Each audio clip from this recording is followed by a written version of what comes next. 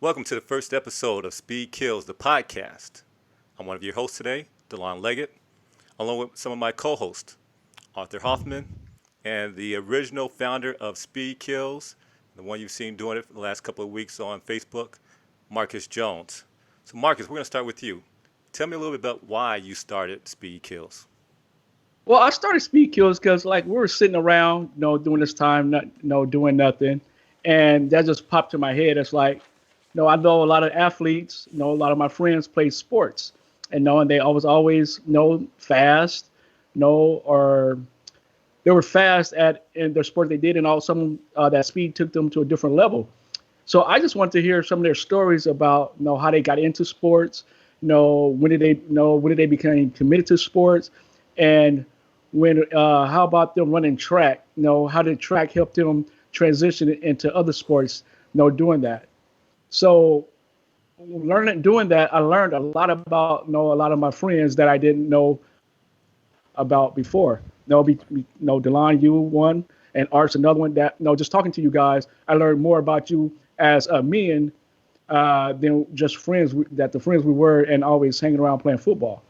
So when I'm doing that, I just want to get more and more depth in people's stories, just about how sports transitions them, into their everyday lives, and also just running track and getting that speed knowledge. How did that help them out become the better person they are today too? Right.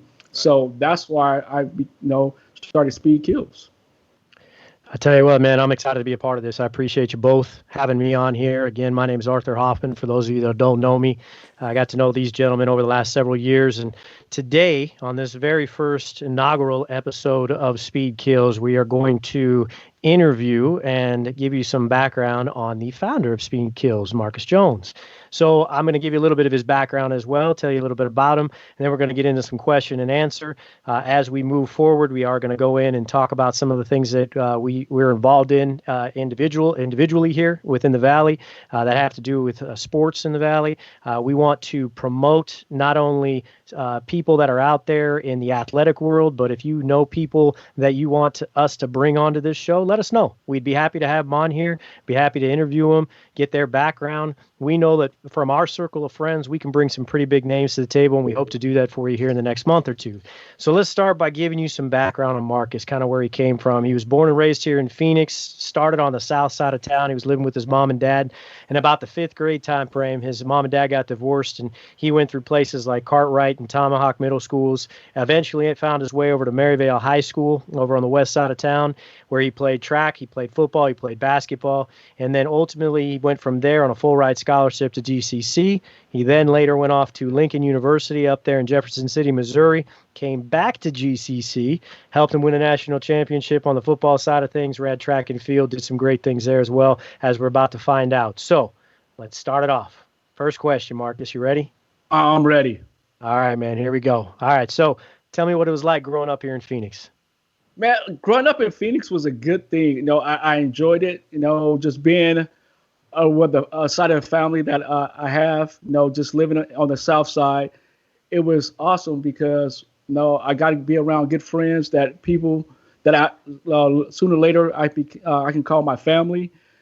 Just learning this game of sports from over there, because being on the south side and the families that was over there, from the Huckabees to the Whedons, to the Mitchells. It's like those were all kind of sports families growing up. So if you from the South Side, those families.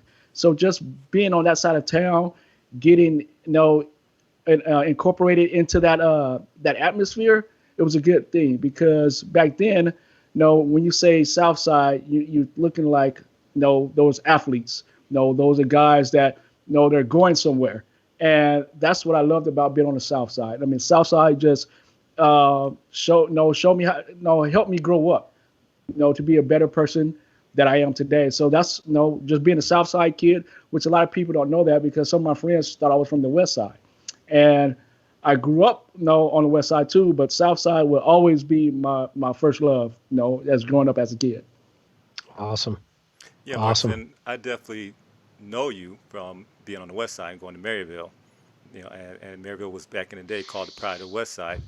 Tell me about that transition. How did things change when you moved from the South Side to the West Side, and tell me why you moved to the West Side. Well, no, D, when we moved, well, like I said, we moved because no, my mom got my mom and dad got a divorce. We were staying with my grandmother for a little bit. So when we moved, no, I was almost like a military brat, but I was without being in the military because we moved so much when I was younger.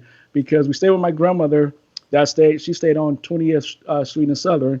Then we moved to 32nd Street in McDowell. Then we ended up moving from 32nd Street to McDowell. That's when we moved to 79th Avenue in Indian School. Okay. So just moving, when you move from the South Side, which you see predominantly black area, to when you move to the West Side, where you see probably about two or three of us, on that side of town at that time, it was different because I was used to being around a lot of black people.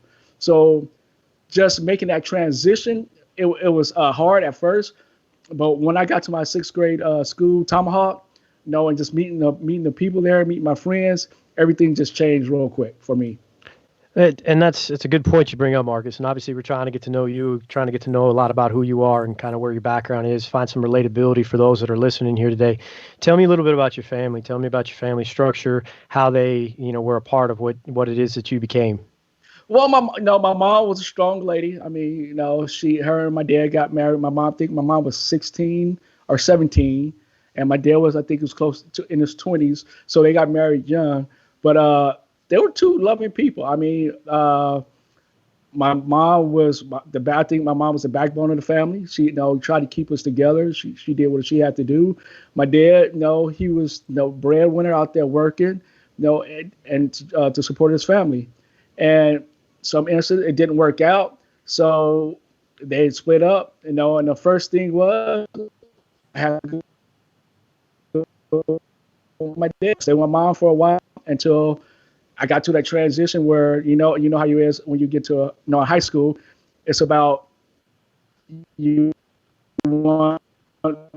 Told me, she said, I can't show you how to be a man, so she moved me with my dad. So staying with my dad, kind of helped me out, how try to help me show how to grow as a man.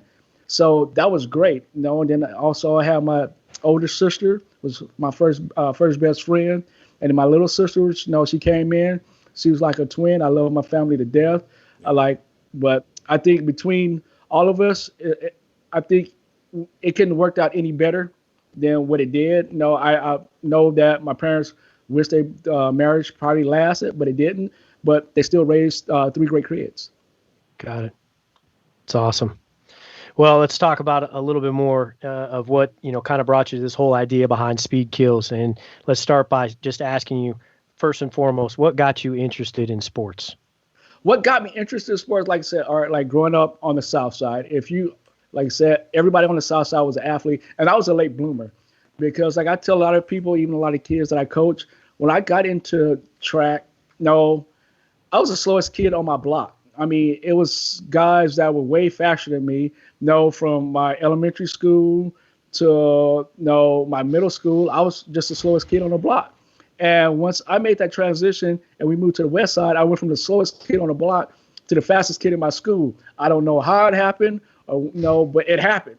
So just getting in that, and my dad, putting me in football, I mean, it just gave me that energy and that girth just to be trying to push myself to become better like the guys that I grew up on, that was on my street growing up. So your dad kind of pushed you into football. You mentioned real quick. Tell me a little bit about that real fast. I think because my dad, I was normally in the house kid, played with G.I. Joes in the backyard by myself, just up to mischief. And I think my dad was like, he seen like everybody on my street growing up playing sports, like all his friends that he hung out with, their kids was into sports and stuff, and I wasn't. So I turned 8. He put me in football. And I didn't know nothing about football at the time. Like I said, when it came to sports, I was a late bloomer. But I think he did that, just to try to get me out there. And once he did that, it got the ball rolling. But I just still wasn't. I still didn't have the knowledge of the sports, that I should have at that time. Okay. All right. Well, let's talk real quickly in regard to that. I want to come back to a few things that you had mentioned before, and we're going to go through a process here too. Everyone that's listening today, watching the podcast, we just want to let you guys know we are going to selfishly promote people Yes. that we're helping out. We're also going to selfishly, without compensation, promote organizations and groups that we feel are righteous and that we want to make known to everybody that's out there. So we're going to take opportunities throughout our podcast to do that, not only for the betterment of these people and these organizations that we find to be, beneficial to the kids that are out there trying to get their taste, if you will, of what sports is like. But these are good quality organizations that we feel everybody in the Valley needs to know about, as well as those around the country for that matter, as you'll come to find out. So, Delon, I think there's a couple people that you wanted to promote here, so I'm going to let you take it over for a second. Thank you, Art. One of the first people we want to promote tonight is the Croc Center. Located at the Croc Center. It's called the Proving Ground. Flag Football League, for those of you who are still have that passion to continue to play, you can contact Tabari Johnson. The Croc Center is located at 12th Street and Baseline. Give them a call, send them a text, send them an email, and get involved at the Croc Center with the Proving Grounds Flag Football League. Perfect. And again, guys, we just want to make sure that you're aware we're here to help you out as well. This is not about us just getting out here pounding our chest and getting good athletes on this podcast and this video cast. We're going to make sure that we help promote other people. So if you feel that you want to make your voice heard, let us know. Reach out to Marcus, reach out to Delon or myself. Let us know exactly what it is we can be doing to help you out, maybe your organization out, get you some attendance, get you some people to sign up for flag football programs, whatever the case might be. Track and field, whatever the sport is. Delon and I actually have an interesting background. Our kids play, they play rugby. And I would tell you, I grew up as a kid, playing flag football and playing, all the other sports out there. Rugby was not even on my radar. So we're going to be talking about that, but we're going to be going through speed in every sport, in every type of, every sport that's out there, as well as just things in general, because speed is relevant to all sports. It's basically, if you go back to the Greeks and just the basic races that they were trying to run, guess what? They were trying to be the fastest, right? It was all about who's going to get first, second, and third. So how do you get faster? How do you get, more efficient at what you do? Well, you've got to improve your speed in some way, shape, or form. And I think we've seen that as a progression throughout all sports that are out there. Even when we're talking about baseball and any of the sports, club head speed in golf and baseball, and you come to find out real quick, the faster that somebody is at their sport, the better they tend to be, because they have an advantage in some way, shape, or form. Okay, all right. Let's get back to Marcus real quick here, and let's start drilling him some more. All right, Marcus, what sports did you play as a kid? Sports I played as a kid was football, basketball, and track. And now those are the three main sports that I grew up to like. That basketball definitely thought I the next Michael. Hey, I would never guess that right now. Yeah, that was the guy I wanted to be like. Wore all the shoes and everything. When I played junior high basketball, me and my good friend who passed away, Justin Pauls, we led the basketball team. I led the basketball team in scoring. So my thing was first take. I thought I was a basketball player. That's what I wanted to do, and my thing wrapped around it, I wanted to be like Michael Jordan. I wore my shorts like Michael Jordan. I cut my hair like Michael Jordan. No, I just wanted to be like Michael Jordan. So it was basketball. Then for a while, when we moved from the south side to the west side, I didn't play football again probably until junior high. That's when I started playing flag football. But other than that, and then track, same thing. Got into junior high. One of the coaches seen me out there running, and he's like, I want you to run track. So those are sports that that interest me at the time. I didn't think about doing any other sports but those three. If I wasn't playing football, I was playing basketball. If I wasn't playing basketball, I was running. So those the three sports that came over and took a big part of my life. Cool, very cool. So looking at the three sports that you played, which one did you fall in love with the most, and why? Which one I fell in love with? As anybody can say, is or hear or see, is track. I mean, track and field took me a lot of places that football didn't take me. College football, we travel places, but with track, you travel, and when you travel for track, you travel for darn near a week. So just running track, it became my true love, because at the time I was 155 pounds. I didn't see myself going to the next level. And me and my high school coach got mad because he wanted me to put on a lot of weight.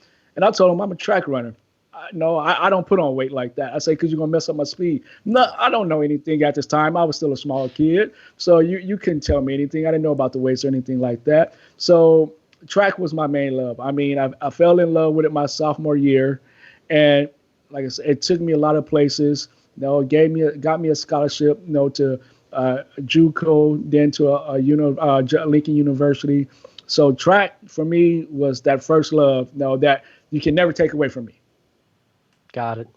So that was your favorite sport, okay? And we all have our favorite sport. I obviously enjoyed doing a lot of things growing up as a kid, and I fell into football when I was going off to high school and college. So, but let me ask you, the kind of the question of, when was it that you woke up as a kid and you said, you know what, I love this. I love doing this every single day. And then you decided that you were going to commit to doing that, whatever it was. So if it was track, if it was football, but you got up and you said, I'm committing to this. When do you think that was for you?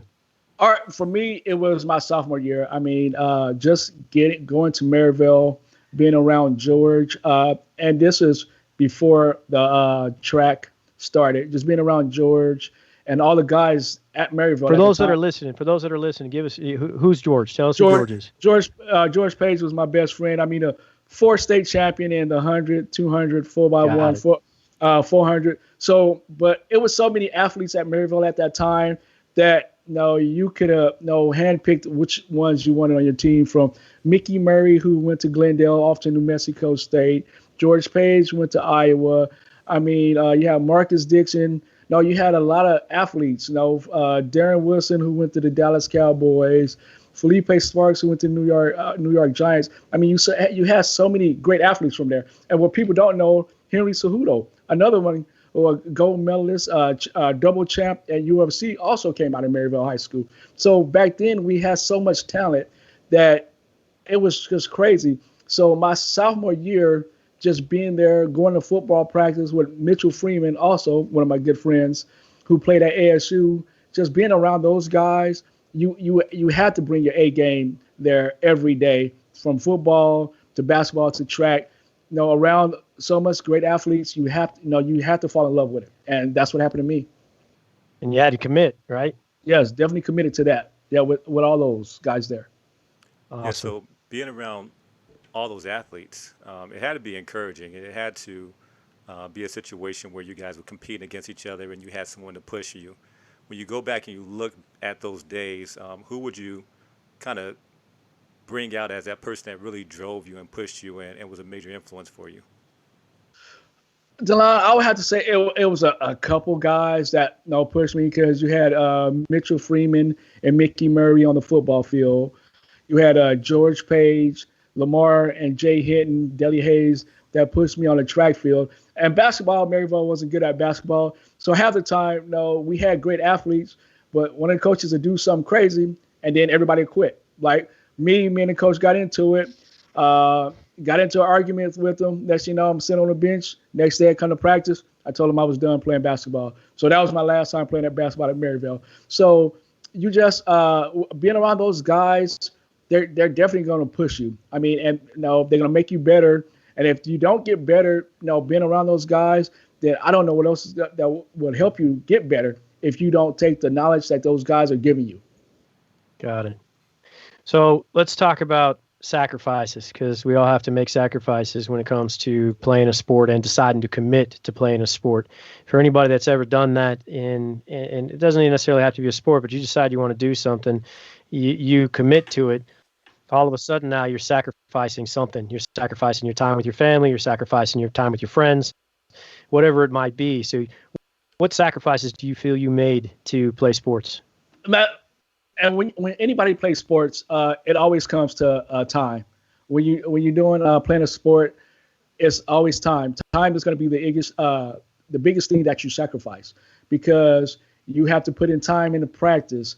You got to put time in the weight room. You got to put time on Friday nights if you're playing football. You got to put time on Saturday nights if you're running track, and Saturday mornings also if you're running track. So for me, it was always time. It's like it said, there's no enough, and when you commit into a sport, it's not enough time. Like you see it today with pros, they have so much things to do. Sometimes they don't have time for their family. And for me, I think as a young man, I really didn't have it like that because, I still could go home to my dad, but it's always time. I mean, I think that's the number one sport thing when you play the sports is time. You got to sacrifice something, and it's always going to be your time you're sacrificing. Of course. Marcus, Of what course. advice would you give to athletes today who are trying to navigate between school, between practice, um, between training? What kind of advice would you give them as far as how to be a better athlete, be a better parent, or whatnot, or student, or whatever it may be? For me, I think like when it comes to a student, no, your first thing is you got to be a student first. No, it's called student athlete, not athlete student. And I think a lot of these kids get it mixed up with I want to be an athlete first, and then school to fall in. It doesn't work like that because you can have you can have all the talent in the world, but if you ain't got the grades, you're not gonna be able to display your talent. So for me, I try to tell them, no, put the work in the classroom first, put the work in at practice second, and then whatever you're trying to do on Friday nights or Saturday nights is going to show up by the work you put in. So you got to have that balance. And once you balance those things, everything falls in place. From being a college athlete and also a college student, you got to balance that. And I think sometimes we forget that we're a student first because we always like you put that jersey on or you put that uniform on and you start like, no, I'm focusing on the team, but also you got to understand you play for that team, but you also get your grades from that school. So you got to balance everything out. Without a doubt. And I'm glad you brought that up, Marcus, because so many kids see the one side of it. They see these professional athletes out there that are living the dream, so to speak. They're out there on the field and they say, oh, I just want to be out there on the field. But they don't realize that every single one of those people put in time in the background to first and foremost be that student, because you have to be. You have to be a student of not only just your grades and being in school, but you have to be a student of the game, whatever game it is you're playing. You have to understand it. They talk about that all the time in professional sports, especially with these high achievers, these people that become the GOATs in their particular field. They are the students of the game. They are people that have done what it takes off the field to be able to do what it takes on the field. And I'm glad you brought that point up. It's a huge thing that people have to realize, that you have to sacrifice that first before you can ever sacrifice anything on the football field or any other sport for that matter. So I appreciate you bringing that up. Great point. All right. I always like to throw this question out there because I think it says a lot about who we are as people. It's easy to talk about the sport you love the most, but I want to talk about the sport you didn't love the most. And I want to know, obviously we know your favorite sport right now is track, but if you were to think about a sport right now that wasn't your favorite, what do you think it would be? And like when we were talking yesterday, my thing is diving. I always wanted to do diving. I don't Got know. it. No, I just love the stuff they do. From like watching Greg Louganis do it. I mean, your body in motion, just jumping off a platform, twirling, and doing different stuff with your body. I just think that's phenomenal. It's just like a You gymnast. floored me. You floored me yesterday when you mentioned that. I'm like, that was like so out of left field for me. I'm going, okay, he's going to talk. He's going to say, oh, I probably should have played baseball. Maybe I could have done this, But it comes out with diving, of all things, diving. So fun. Man, I just love diving. I mean, growing up, my dad was a great diver, and I watched him do stuff that me as a young man, or when I even got his age, I couldn't do half the stuff he was diving like. And just to watch him do that, and then start watching diving, I mean, it's just like poetry in motion.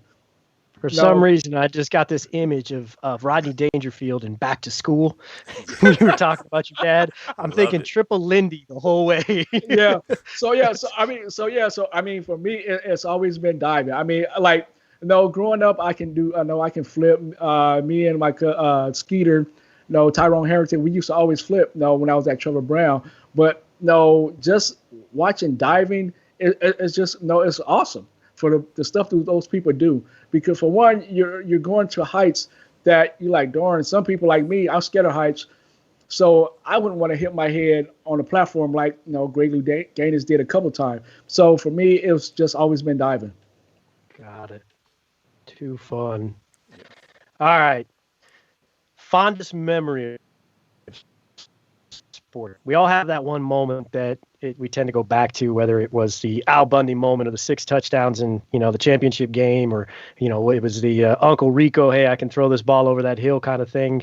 I'm just saying that we all have that moment in sports throughout our careers that we go back to and go, man, that was a defining moment for me. It was a great moment that I felt was something that I wanted to, preserve, if you will, for the rest of my life. What would you say your fondest memory of sports would be?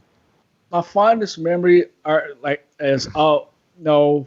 me, it's 2000 at the national championship game played at Glendale, playing against Garden City. I mean, we had a barbecue with them the day before, and when we got out, I mean, half their guys was going to D1.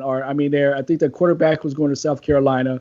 The wide receiver was going to Iowa. That had a couple guys that was going to Florida, a couple that was going to FAM. So when we pulled up to go to the barbecue, they looked at us and started laughing. Like, is this the team we really playing? So I'm like, as Glendale, we were shocked because we lost one game that year and it was to Dixie, and that's the game we should have won. But for us to get to play them, because we thought we were going to go to Garden City and play. They're like, no, we want to come to Arizona and play. So we're like, oh, so we playing y'all at Glendale on our field, and y'all disrespecting us like that. So the next day, game day, going into the locker room, you feel that energy, like we playing for a national title, like something that eluded me. My years at Maryville, I never got to go to that state title game. So actually playing for a national title, going into the locker room, I mean, you can hear a pin drop. I mean, everybody's focused, glared eyes, everybody's ready, and to walk out, after we put on that, uniform, walk out and hear the crowd just roaring and yelling, and we're at the gate getting ready to run onto the field, and just hearing everybody just excited. I mean, that moment was great, getting out on the field and holding a wide receiver that has, that same speed as you, and you hold him. And this is a wide receiver that's going to Iowa, and you hold him to one catch the game, and he got a touchdown, and he shouldn't have had because he pushed off. But to just hold a wide receiver, that was great, whose last name was also Jones. To just hold him one catch for the rest of the game. And Jones on Jones down the field, and then it passes to Jones, and it's deflected by Jones. And that's what you heard. So just being there at that moment and just hearing that final buzzer go off to a team that was, shocked that they got beat by a team that wasn't supposed to beat them, let them know, like, hey, y'all came to the wrong. Y'all should have kept the game in Garden City. Y'all come out here, we're not going to lose on our field. We haven't lost on our field all year. And for us to just win that, man, and become a national champion, it was fondest memory of my life. I mean, you can never take that away from me. Absolutely. That's great. I think a lot of people don't realize how much talent is in Arizona, and how many talent has gone through the junior colleges to move on to the next level, Division I level, or maybe move on to, the pros, wherever it may be. But there's been a lot of talent in Arizona, and it's been amazing watching over the years. I've been here since '91, just watching over the years all the talent that we've produced. And I think that game kind of showed you there's plenty of talent in the Valley. You don't always hear about it, you don't always see it, but it's there. Yeah. I mean, for us, we had guys that went to New Mexico State. We had Tim Patrick, who was a hell of a linebacker. We had Wayman Westbrook, hell of a wide receiver. Eric Blackwell, hell of a safety. Every spots we had, we had somebody that was awesome. Our running back was great. Our quarterback was great. I mean, we had so much talent that year, Art. And the way our coaches prepared us that year, I mean, when we ran our sprints, it was like we were running like we were training for the Olympics. I mean, That's awesome.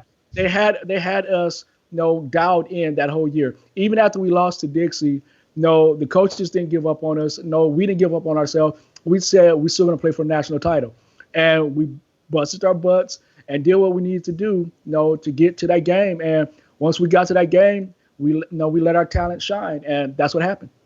That's awesome. And DeLon, you bring up a great point, man. There's a lot of talent that's come out of Arizona. And, I didn't know about it growing up in Southern California because we had just a tremendous amount of talent out there. And I've always felt like I was, underappreciated in a lot of ways. But my point is that there has, in the last 20 years that I've lived here in the Valley, tons of talent that's come out of this Valley. And the more I get to know people, either through flag football leagues that I've played in throughout the years or organizations like you guys have talked about in the past, the talent is tremendous. There's well over about 3,500 either current or former professional athletes living in the greater Phoenix area, just so you guys know. So there's a lot of talent that's out here as well, on the major league level as well as the minor league level, if you want to put it that way. And speaking of talent, we have a ton of talent coming into town for that West Coast Turkey Bowl that you got coming up. Shameless plug, guys. Sorry, I got to get it in there. The West Coast Turkey Bowl is coming up. It's the Thanksgiving Turkey Bowl. There is literally 88 teams right now coming in from all across the country. I like to throw a little of that AZ pride out there and say, hey, if you got a team that you want to get out there and compete, guess what? It's a cash prize tournament. So get out there and compete, show all these other states that are coming in here into our house, as Marcus put it before, playing on our fields, show them what Arizona's all about. Bring that talent out there, get signed up, get your team together, and go out and win it and keep the money here. That's what it's all about. So, all right, let's take it on to the next section here real quick. All right, let's talk about speed. Speed kills, right? That's what we're doing here today. We're talking about speed and how it kills. So tell me why you think speed is important. All right, like we talked before, I mean, my speed is different from me in my sport. No, somebody else in baseball's speed is different from my speed and what I play, because in the baseball, you can have a wicked fast pitch. In golf, you can have a fast swing. In boxing, you can have quick hands. So for speed, I mean, like I said, speed it can transition into any sport. I mean, from football, basketball, track, whatever. Because with that, man, that speed it kills you, because you can't teach speed. No. You can teach techniques, but when it comes to speed, you cannot teach that. That's something that God gave you. So you either have it or you don't have it. So and you're limited. You're exactly right. There's a lot of studies around there now that are talking about fast twitch within muscle memory, things of that nature. And a lot of that it is genetic, unfortunately. And hopefully if you get that good gene pool and you have a fast twitch, technique might take you over the top. It might make you that better athlete, or win by that one or two fractions of a second in a race, whatever the case might be. But ultimately, it comes down to muscle memory. It comes down to that muscle twitch and that fast twitch that's out there. Yeah, for sure. So speed, in different sports is different from a lot of people. Like it just with that speed, it takes you to a different level for most guys. So like from Tiger having that wicked fast swing, to if you're a baseball player having that swing, that fast swing, to a quarterback that has that rocket arm that can have quick release. So for speed, like I said, it differs. But when you have that, it just gives you that much. It gives you that extra inch over the talent you're facing. So for me in my sport, running track or playing football, I have that extra gear that I can run away from people. Or I have the extra gear that I can run somebody down. So for speed, speed is just phenomenal to have. And once you watch a guy that has speed, it just, you're in awe of that. Like you're looking at when you're running a 4x1, DeLon, and that guy that's, got the baton and the anchor leg, and he runs somebody down. And what do you hear the crowd? Because that's just wicked speed that you don't get from a lot of people. Like Usain Bolt, he comes out the blocks and he's raising his hand 20 meters before he even runs the finish line, because he knows he won. So we've all seen those guys. Track's a great example of that, because you could really illustrate what that means. I mean, a lot of people have played golf and it's frustrating. Don't get me wrong. It's probably one of the most frustrating sports out there, because I play a lot of it. And when you're talking about these guys that are hitting 320, 340-yard drives, they have club head speeds that's, 20, 30% faster than the average player. So when you're talking about an average player going out there swinging their club at maybe 105, 110 miles an hour, these guys are swinging 125, 130 miles an hour. and it increases that distance, the compression on the ball. It is what sets them apart from Mhm. everybody else. And you are exactly right. Again, we like to, call out special athletes that are out there. We talk about the big boys like the Tiger Woods and things like that, and the Usain Bolts, et cetera. But you start to see some of these younger athletes that are coming around now, and you see it on YouTube all the time. There's kids out there that are being showcased by their parents. And we're going to try to get some of these videos for you guys as time goes on, just so you know. But we're going to showcase some of these younger athletes that are out there. So if you find someone, bring them to our attention. We want to showcase their speed. We want to pop a video up there of these kids just coming out of the blocks, making people look like they're standing still in a 100-meter dash at the age of like 9 years old. I mean, there's a couple kids out there that I've seen recently doing that. And then ultimately, when we start talking about what it is that speed is and how it kills and how it sets these guys apart, you have to remember that everybody that's in these professional sports, this is the best analogy that I can come up with for these people that are sitting in Major League Baseball, NFL, you name it, right? Those people that are competing at that level, they are like the snowflakes at the very tip of the iceberg. That's right. You're a That's snowflake somewhere else. You're probably underneath the surface level, and that's okay because that's the rest of the population. But these guys are that snowflake at the tip of the iceberg within their particular sport. And that's what sets them apart. And a lot of times it has to do with that speed. It has to do with the ability to, make that decision and then make that adjustment as they need to as time goes on. I will argue with you that Tom Brady's probably one of the best quarterbacks out there because he has the ability to think fast. He decides, he knows what's going to happen. He knows where he's going to go. And guess what? That's a speed thing. It's still speed related. You have to be able to see the game in a speed that nobody else can comprehend. Okay. And that's the cool thing about it. Yes. And anything you want to add, Delon? Anything I missed? No, No? I think All right. you hit the nail on the head. And we'll get to some other sports and we'll bring some guests on later on. So we'll expand on it as we go. Absolutely. All right, Marcus. Let's talk about training. Okay. What was it that you did that tell me how you trained and what you thought might have that in that training that you've done that may have set you apart from other people? I think I think my training was once I got the mindset of that I needed to hit the weights a little bit, harder, not as hard as I should have been, but I just getting my body right, training right, doing my sprints or my 700s or the 650s or the 400s. We were doing that practice.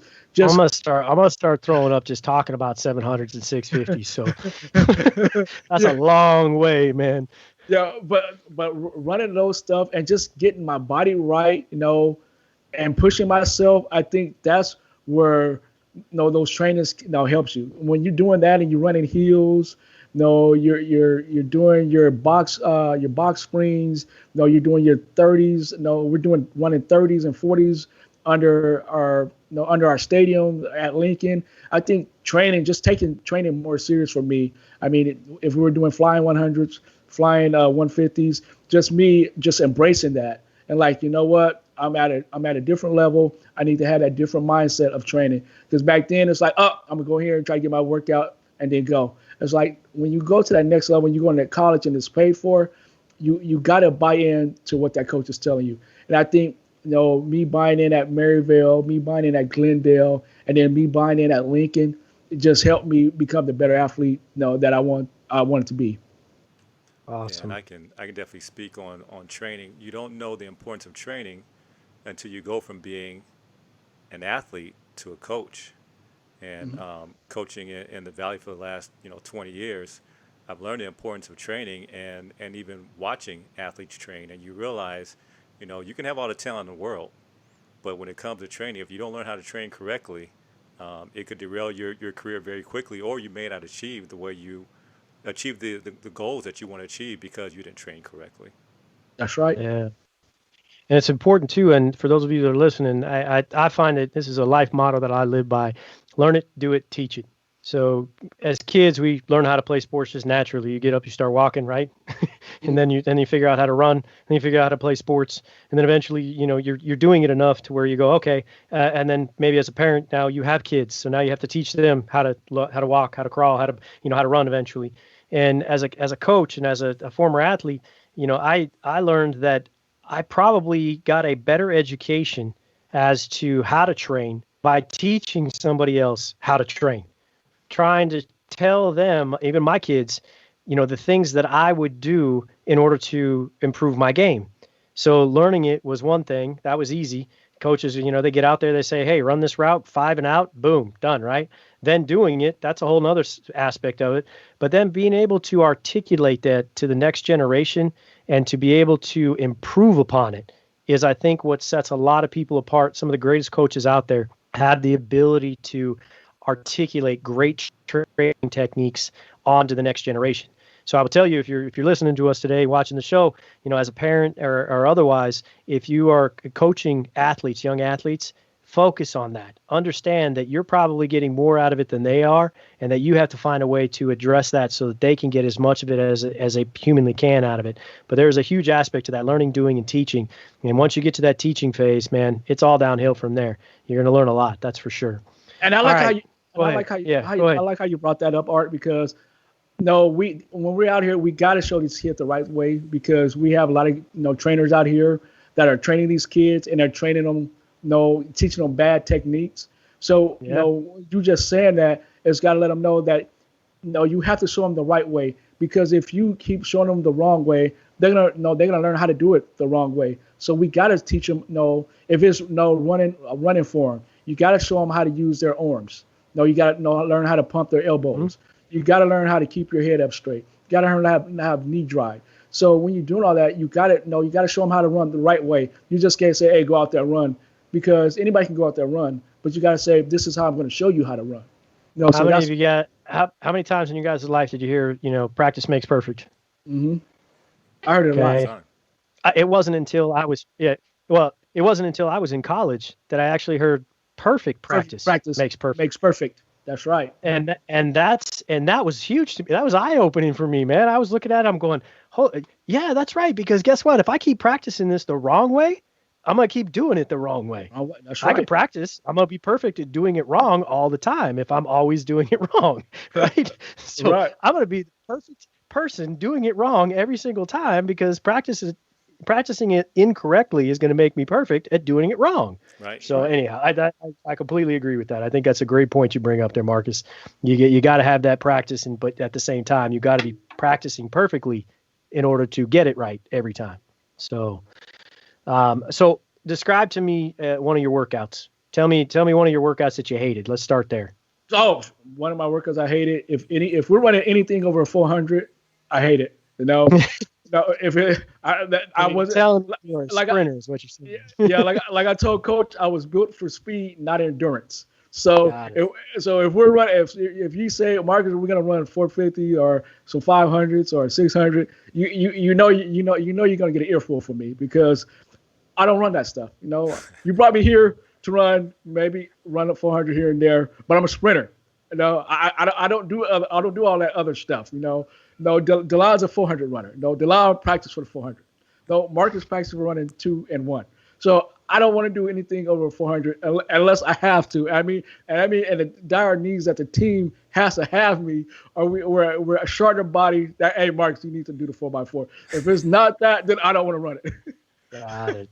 Got it. I'm with you, Yeah. man. I'm the same way. My wife has run a couple of marathons, and I'm like, are you kidding me? That's a long way of running. So I can forget it. I can tell you a story um, of just that, of I trying know what you're I to gonna want to do. hear it. Give it to me. Give it to me. being at Glendale and run the 4x4. So understand, I'm a 400-meter runner, and I'll say this: I sacrificed and ran the 4x1 because I was a 400-meter runner. But the highlight and the glory of any track meet is the 4x4. Well, we always needed one more person. I'd go to Coach Neighbors and say, "Hey, Coach Neighbors, Always. who do you want me to Always get? need We one need we more. need one person. Oh, go Yeah. find Marcus." And Marcus knew. But the great Yeah. thing is, Marcus always stayed to the end of the meet and supported the team. So I'm looking for Marcus. Sometimes he's hiding behind his girlfriend, or sometimes Love it. he was at the restroom. But yeah, we need him. So I'd have to go and look for him, and thankfully most of the time we found him. But he did not do it with a smile on his face, but he still went out and ran.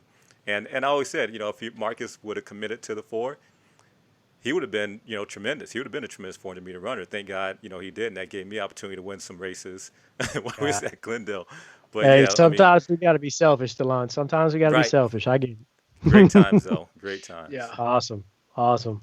All right. Well, let's segue over here real quick. Delon, you got a little short video you want to show, and we're going to do a little quick promotion on the West Coast tournament again. I do. Huge tournament coming up called the West Coast Tournament, and it'll be in November, so Turkey Bowl style, and it is a cash prize. I want to run the promotion for that.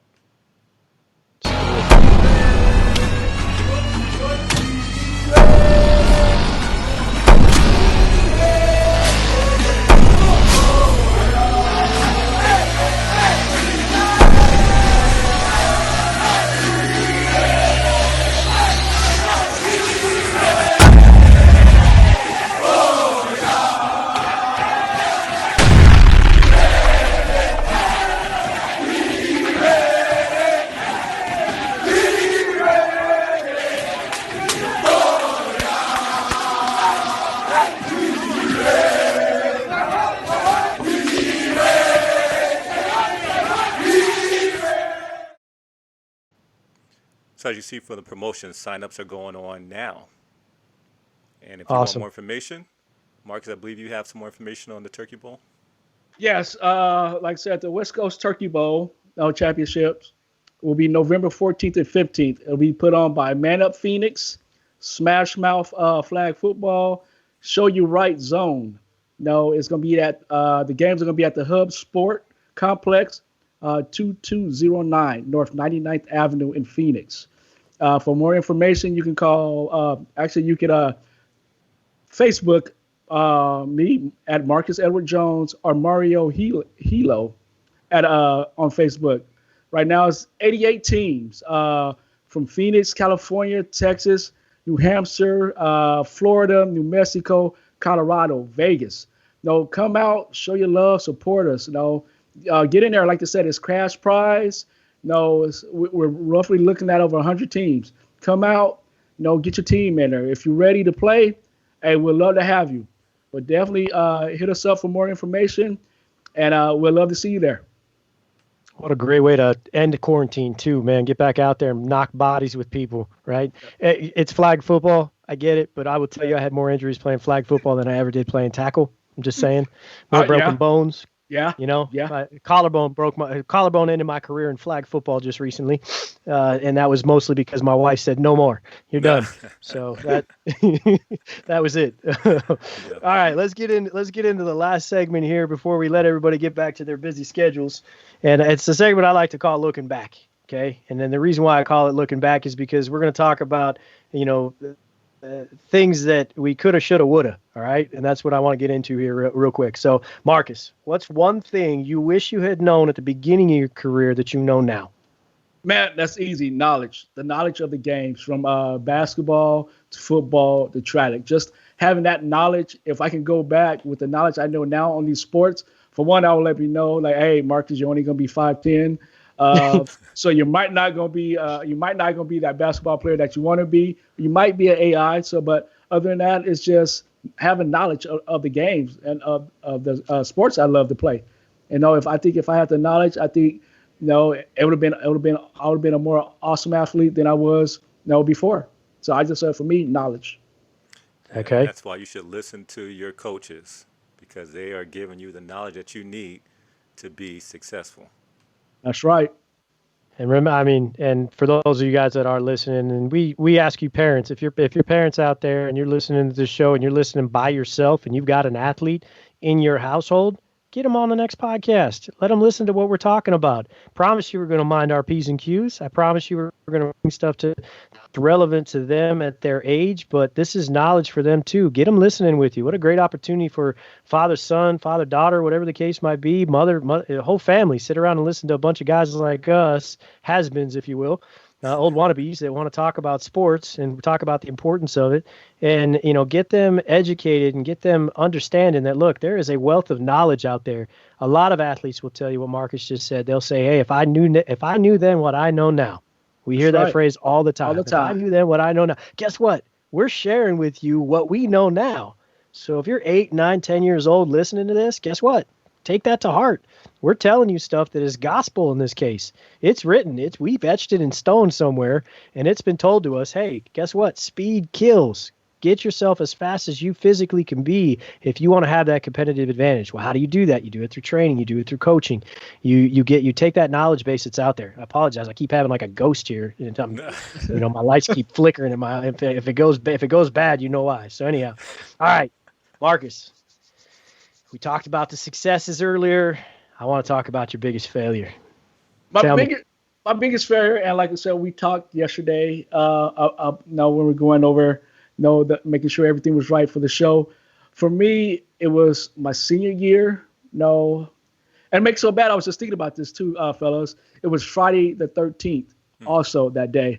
So that day, every time that day comes up, I get so pissed off because of what happened. So losing in the first round of the playoffs, what Maryville was known to do, year after year after year. They will always lose the first round of the playoffs. So this year, we thought it was going to change. We had an undefeated team. We jumped on them quick. So this is like the fourth time that the Buffalo Bills went to the Super Bowl, and everybody's like, okay, here we go again. Yeah. So we get there, and we were about to go up by 14 points. Our coach put a play in. I look over. We had the wrong wide receiver in for this play. So I'm telling my quarterback, hey, let's change the play because we can't run a quick slant with our slowest wide receiver. No, Marcus, I don't want coach to get mad at me. Next thing you know, we run a quick slant. Guess what happened? He got picked off. Yep. And they go down and tie the game. Like, darn. So, we're getting ready to go. Game's almost over. So we're looking like we're going into overtime. Coach, like, Marcus, I want you to sit out and get ready for overtime. No, we're going to need you in overtime. Coach, we're on defense. No. So we put the corner in the game. So I see the play coming. Wide receiver does a post corner. Mitchell Freeman's over top of it. He hits the ball, though. He tries to slap it down. But when he slapped it down, guess who's underneath there? The wide receiver I was supposed to be covering. Our receiver on our coach falls in his hands, runs around all the other people that fell down, runs in the end zone. They win the game. So, wow. So Friday the 13th for me was really a Jason moment because we got killed that night. Good way of putting it. And make it so bad, we had a chance to go into overtime. They kicked the ball. They kicked it to one of our linemen. Instead of him wanting to pitch it back where it was just me on the sideline by myself, he wanted to keep the ball. So he ended up getting tackled. So Got it. So that was one of my biggest failures. Now, I mean, I didn't lose that many games of high school football, but that one right there, just losing again in the first round of playoffs after we just lost my junior year in the first round of playoffs kind of sucked. That's a stinger right there. I get it. Yeah. And I think when you start to look at that situation, it's one of the thoughts that you have in your mind that's very negative. But the guy that caught the ball, when you were sitting on the sideline, he's probably looking back at this game and say, you want to know one of the greatest games that I had? I want to do that. I want to get him on our next podcast or one of our podcasts. I want to get him on here and I want to find out what his greatest moment was. And if it is that moment, that's going to be priceless because that's you see both sides of it right there. And I will tackle him right then and there. That would be perfect. Yeah. Awesome. All right. So looking back, let's talk about this again. I like to always point out, and to you younger kids that are listening right now, again, there are people throughout your career, the three of us that are sitting on this show right now, we all have somebody, multiple people for that matter, but somebody that was the most influential on a positive side, maybe the most influential on a negative side, because there's both sides of that coin, if you will. But Marcus, what I want to ask you is I want to know who your three most influential people were to your athletic career in general. And it doesn't have to be positive or negative. You just decide which way you want to take that. But three people that had some sort of massive impact on your professional career, if you will. Man, looking back at it, and I would have to say these three guys was definitely a great influence to me. Is Arbia Jones, my coach at Maryville High School. I mean, this guy Art, literally when my dad moved from 59th in uh, Osborne. I don't know what he was thinking at the time, to 40th Street and Baseline. Uh, Mr. Coach Jones used to give me a ride, from practice every day in this Mustang, where Wow. while I was smelling gas. We're about to pass out on fumes because it was old. So I would have to say, Arbia Jones was one. I mean, he was like a great father and mentor to me. Coach Neighbors, may he rest in heaven. He was another one. He coached me my sophomore year in football at Maryville. He was also the one that gave me a track scholarship to go to Glendale. So he always, had faith in me. He always believed in me. And then Coach Dwayne Evans was another one. He definitely, gave me bits and pieces to add, while I was running track. Even though he was at South Mountain, he would give me, kind of encouragements of, I can do this, or I should do it this way to make myself better. So those three guys right there was definitely a great influence on me, because without them three guys, I wouldn't be at the place I am right now. I mean, from Coach Got it. Jones believing in me, from a knucklehead sophomore, where he threw on a major 4x1 team with George Page, Melvin Humphrey, Marlon. I mean, those cats were great runners. And to believe in a sophomore who really haven't, who really, I was running JV track. Then he seen me like, oh, I'm putting you on varsity. And just for him to have that much faith in me was Yep. great, was great.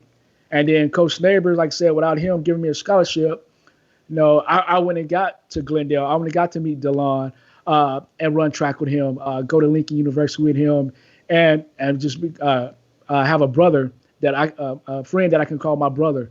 So for that, I said, no, that man, I owe him, all these three guys, a big part of my life, because they helped me become the man I am today. And so without them three, man, I don't know where I would be. Man, those Wonderful. some big names when it comes to track and field in Arizona.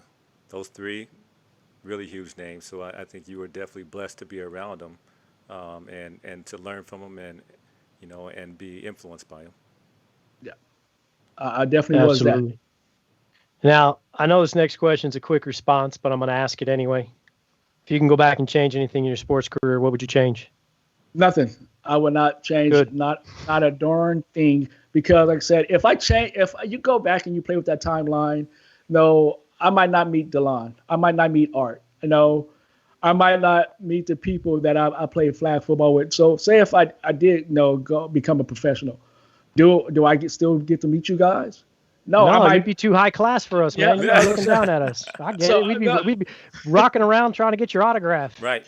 no, I might have the money, but no, and all that, but I won't have the family that I have now, because no, doing the stuff I did, it put me in the right place at the right time. This is what I'm supposed to be doing. This is what God said you need to be doing. So this is what I'm doing right now. So no, I wouldn't change anything. I enjoy my life. I enjoy my friends.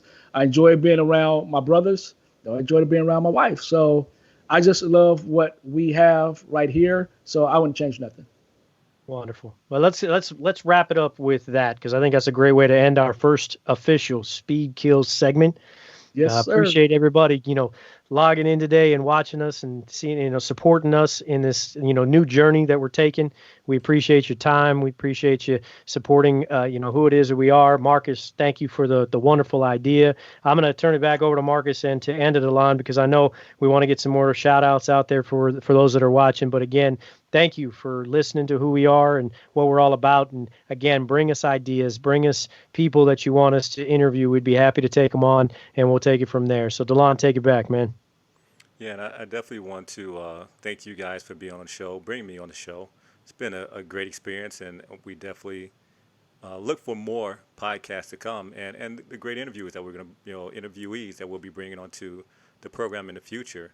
But I think this is something that it's been a long time coming, and unfortunately it's happening during the quarantine, but I think it's going to prepare us so that when the quarantine ends, we can have this flood of athletes and talent, and even mentors and coaches that can come on and just talk about their love for sports and speed and how it relates to their sports and just training. So definitely can't wait for the future and what the future has to hold in that next episodes.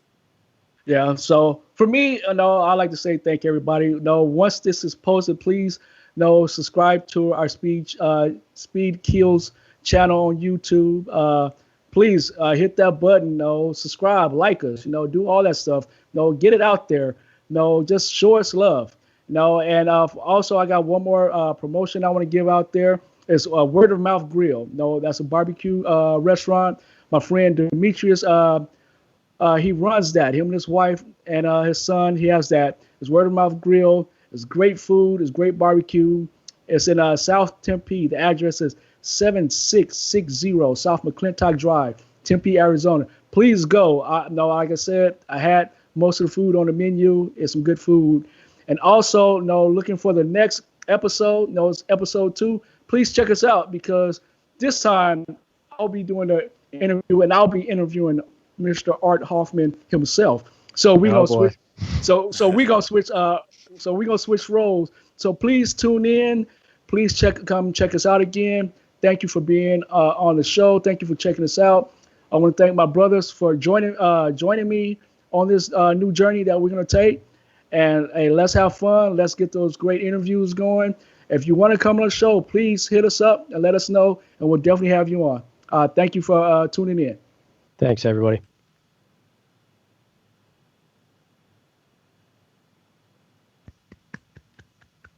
You stop recording?